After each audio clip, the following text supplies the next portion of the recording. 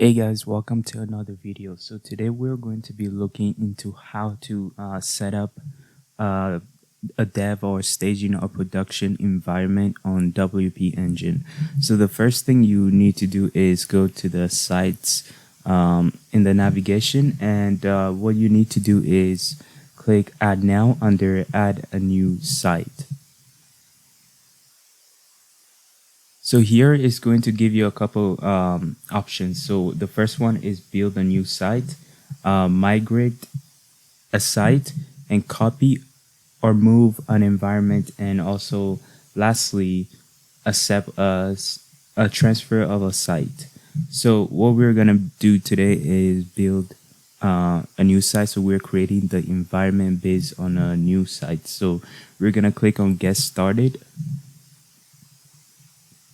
So here is basically asking if you're building for yourself or you're building for someone else. So today we're building for ourselves, so we will click I will own it. If it is for a client or someone else, you click someone else will own it. So we're gonna put it as I will own it. So we click next. So it's basically asking if you want to start from a blank site or you want to have like a WooCommerce site with the plugins and stuff like that. So we're starting blank today. Click next.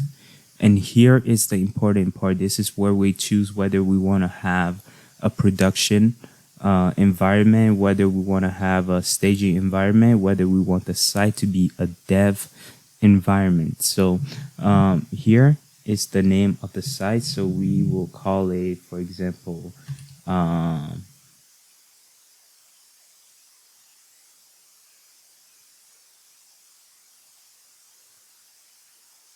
let's just call him my first name, and let's put this as a development environment. And then after that we click Add Site.